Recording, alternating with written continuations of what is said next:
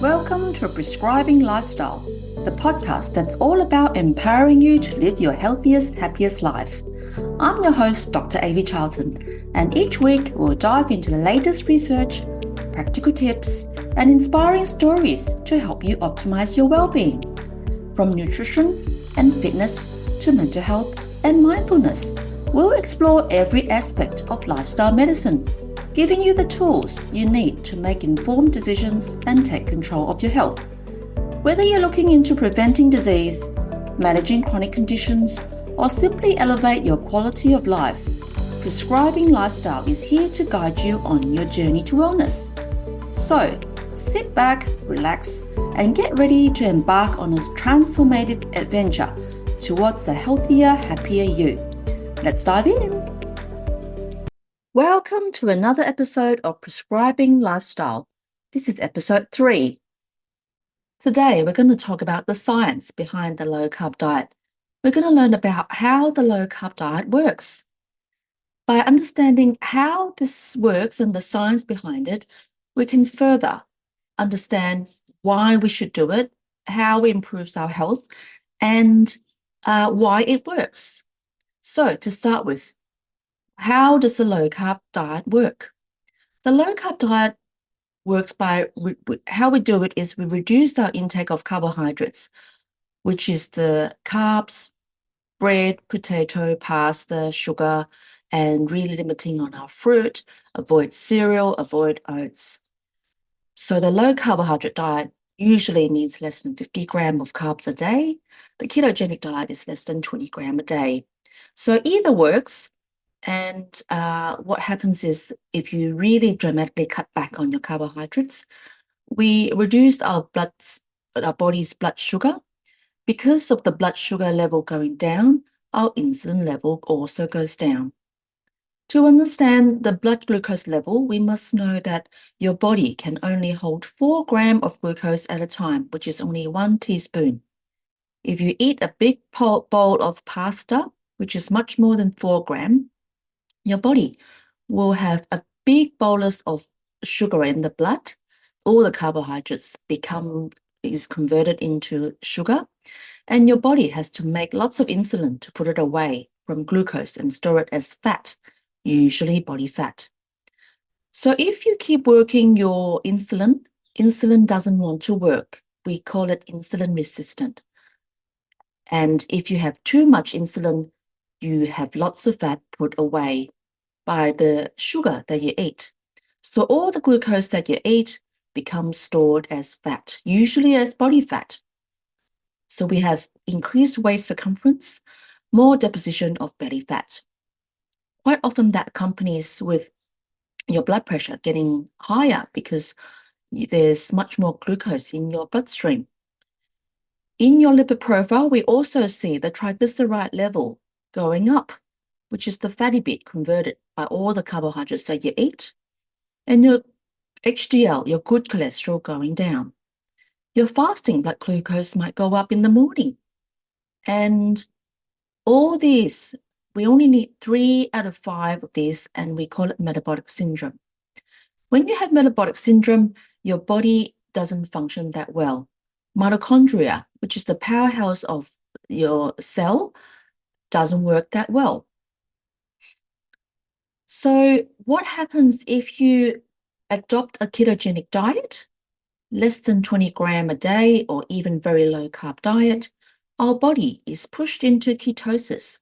We start to burn fat because we're not eating glucose, we're not eating carbohydrates.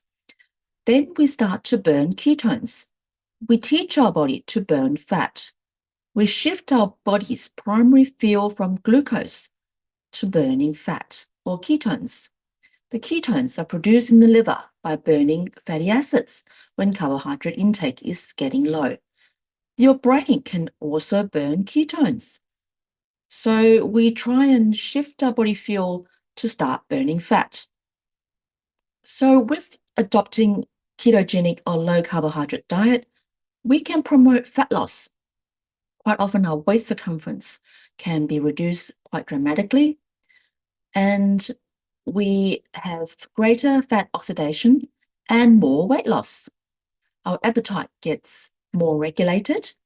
Having ketones actually helps to regulate our appetite. We feel more satiated. We don't feel as hungry.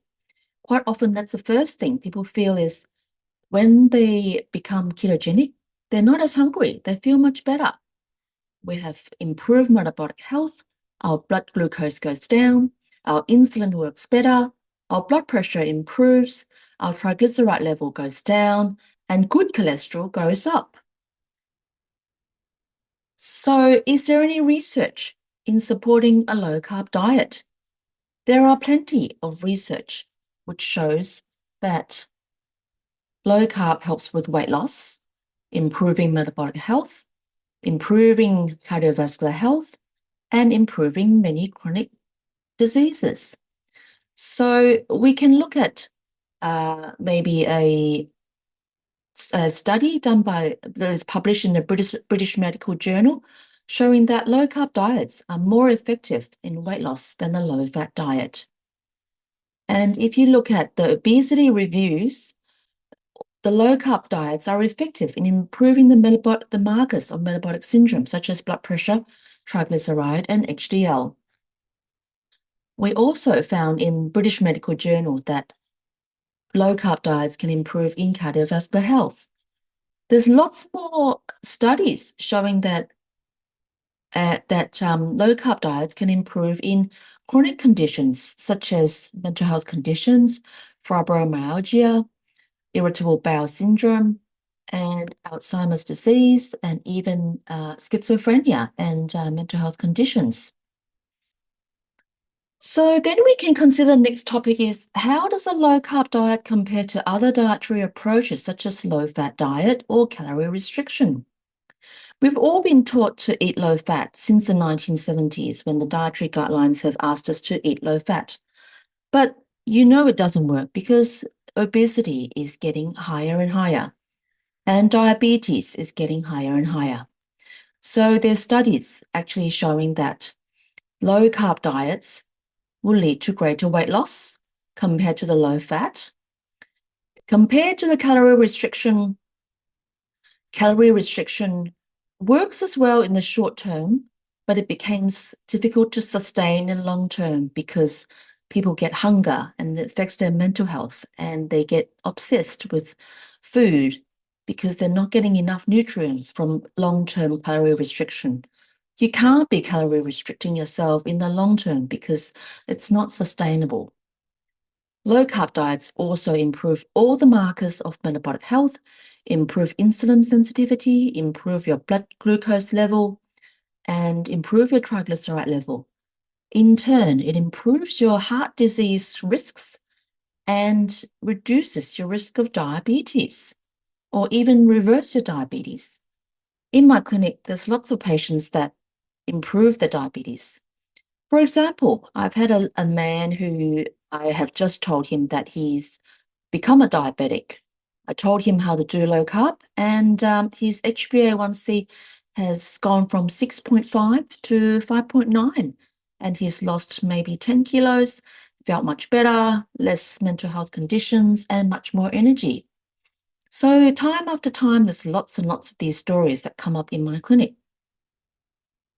I'm going to address a few concerns and misconceptions that people have about eating low carb. People get worried that you are eating too much fat, that you will have heart disease. There is actually no evidence showing that healthy fat will increase your heart disease. In fact, the American Heart Diet Association has actually come out to say that saturated fat doesn't increase your risk of heart attacks or heart disease.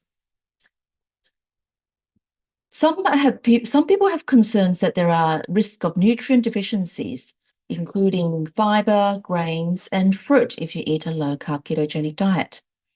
And some have concerns about adequate intake of vitamins and minerals. But any diet can have risk of insufficient intake. In fact, Jessica Turden, who is a low-carb dietitian, have done studies that you can do a well-formulated ketogenic diet And we can have all the adequate nutrients and we don't lack essential vitamins. Some people worry about being in ketosis and worry it could be harmful or dangerous. Ketosis is actually safe and very well tolerated. It promotes your fat burning.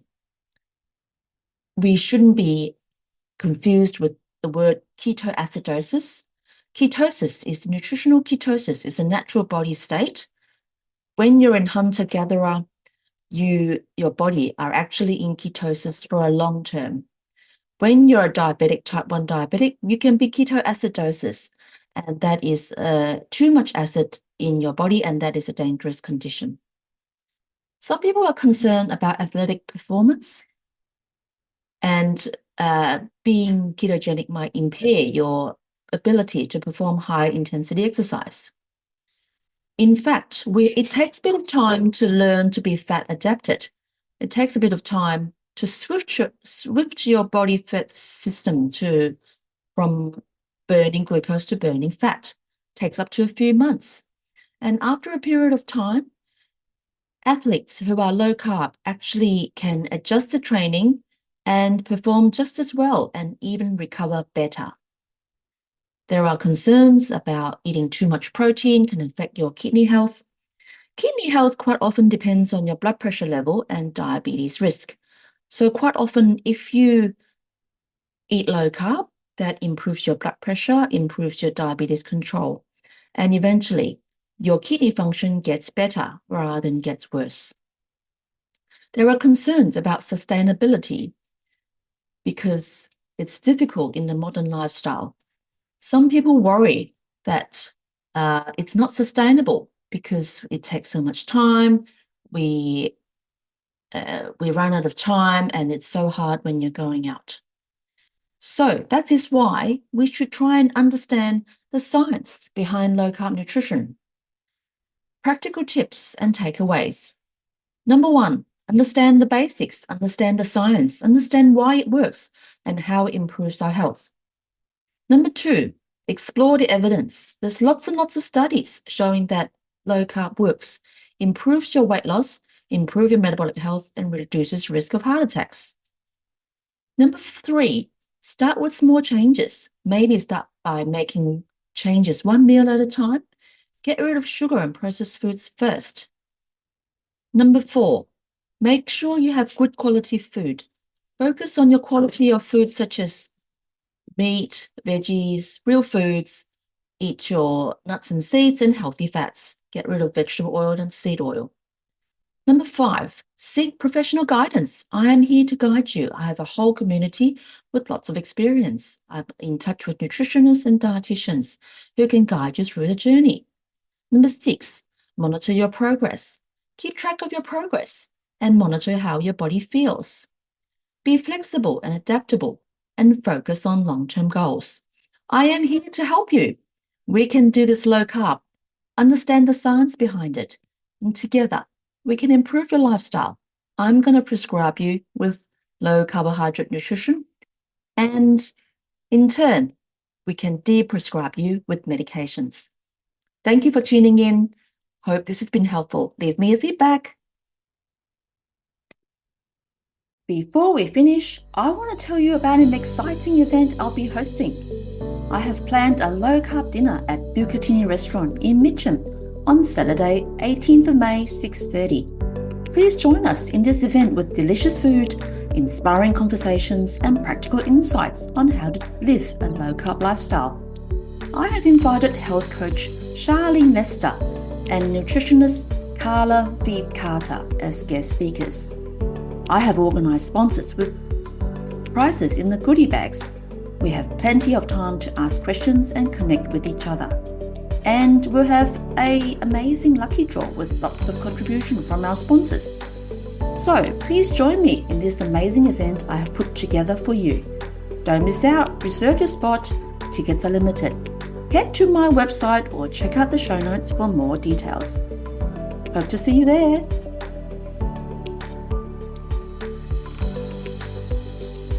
Thank you for tuning in to another episode of Prescribing Lifestyle.